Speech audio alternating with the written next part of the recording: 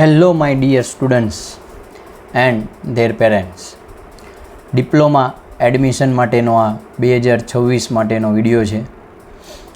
આજે 28 જૂન થઈ ગઈ છે. જે પ્રમાણે આપણે શિડ્યુલ છે એ ડિસાઇડ થયેલું છે એ પ્રમાણે 29 જૂન એટલે આવતીકાલથી મોક રાઉન્ડ સ્ટાર્ટ થવાનો છે અને કાલે પહેલાં મેરિટ લિસ્ટ બહાર પડશે.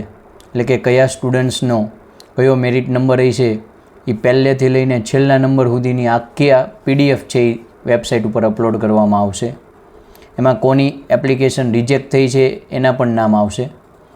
એ કાલે વેરીફાઈ કરી લેશું, પણ એ પહેલાં આજે ખાસ એ વિડીયો જે છે એ શેના માટે છે કહી દઈએ. તમારું જે ફોર્મ ફિલઅપ થયેલું છે એ કાલે મેરિટ લિસ્ટમાં નામ આવશે કે નહીં આવે એ પહેલાં ચેક કરવું હોય તો તમારે લોગિન કરી અને એના મેઇન પેજ ઉપર આપણે ચેક કરી લેવું જોઈએ કે ડોક્યુમેન્ટ વેરીફાઈ થયા છે કે નથી. કઈ રીતે કેવી રીતે ખુલશે એ તમને આવડે જ છે. તમારે ACPDCની વેબસાઇટ ઉપર જવાનું છે. જો તમે પોતે ફોર્મ ભરેલું હોય તો તમને આઈડિયા હશે જ. તમે કોઈ પાસે ભરાયું હોય છે તો એને પૂછજો, અથવા તમને કોઈ ડાઉટ હોય તો મને કહેજો, હું લિંક મોકલીશ. એમાંથી તમે તમારું યુઝર ID અને પાસવર્ડ ખબર હોય તો લોગિન કરી શકશો. એ થઈ જાય એટલે કેવું પેજ ખુલશે, એમાં શું લખેલું આવશે એ આપણે અત્યારે તમને બતાવું છું. એ આપણે જોઈએ. એ કંઈક આવું પેજ ખુલશે. મેં એક સ્ટુડન્ટ્સનું અત્યારે ઓપન કરેલું છે. એમનું નામ ને તો નહીં હું બતાવું, એટલે ત્યાં હાઇલાઇટ કરેલું છે.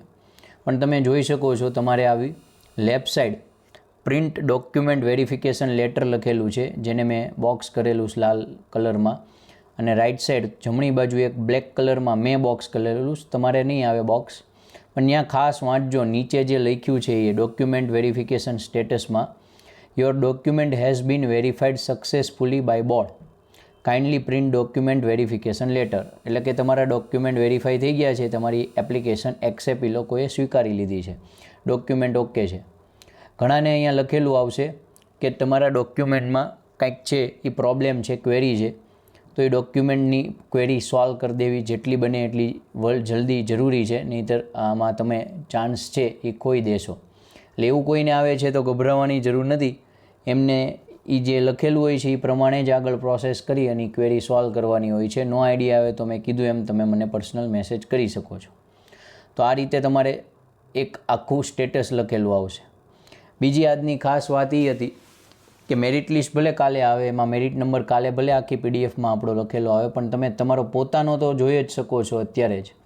એ તો ડિક્લેર થઈ જ ગયો છે.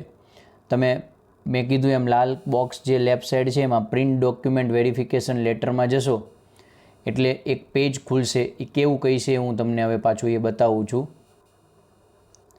એ પેજ કંઈક આવું ખુલશે. તમારી ડિટેલને એવી બધી આવશે. અત્યારે જે સ્ટુડન્ટનું છે એ ડિટેલ છે એ મેં હાઇડ કરેલી છે, પણ તમારે નીચે વાંચવાનું છે રેન્ક ડિટેલ્સમાં.